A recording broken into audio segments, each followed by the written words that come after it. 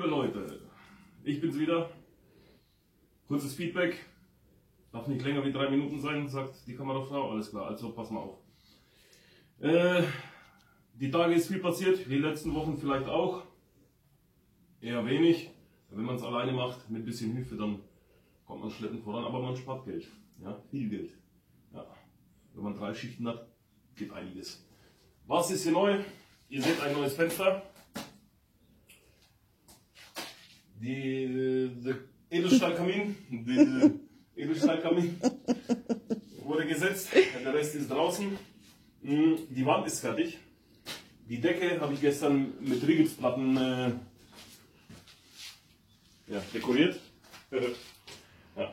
Hier kommt noch eine Mauer hin, da kommt das Silo hin, aber das Silo bauen wir selber, kostet 200.000 Euro, braucht man nicht, Steine habe ich genug. Also wird hier Trichterform gemacht, 6 Tonnen passen rein, in den Silo für 2.500 passen nur 4 Tonnen rein. Ja. Die Fugen oben mit Bauschaum ist keine tragende Wand. Geht überall rein und passt eigentlich. Ja, ist, steht, alles klar. Boah, was ist denn das für eine schöne Tür, ey? Also ihr merkt schon, wer die Tür gekauft hat, ja, habt ihr gerade gehört. Eigenlob stinkt. Ja, unsere Tür ist seit gestern drinnen, haben wir eine reingemacht. Oben, wo das Styrotur drin ist, muss man halt nochmal entweder anfertigen lassen oder ich suche schon nach meinem Bausatz, wo man sowas selber machen kann, so ein kleines Fensterchen. Ja, weil es halb rund ist, warum nicht? Hier habe ich auch eine Wand noch hingemacht. Da kommt am Dienstag, das ist eins von den Sachen, wo ich nicht mache, nur helfe, Strom. Hier kommt ein neuer Stromkasten. Der wird vom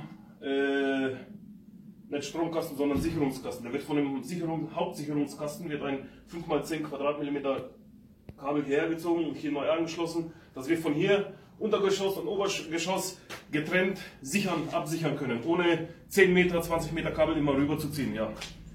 Die Fensterbänke sind nur draufgesetzt, ist noch nichts drin. Ja. Ja, und der Plan ist bis Mitte Dezember mit der Heizung fertig zu sein. Also es schaut knapp aus mit Matthäus Fachwerk oben. Für meinen kleinen Sohnemann, den ihr noch nicht sehen könnt aus Datenschutzgründen. Weil ich keine Lust habe, ihn vor die Kamera zu setzen. Ja. Jo, ansonsten würde ich mich wieder melden, wenn es was Neues gibt. Entweder die Bude stürzt ein oder ich bin fertig dann mit dem Raum hier. Alles gut.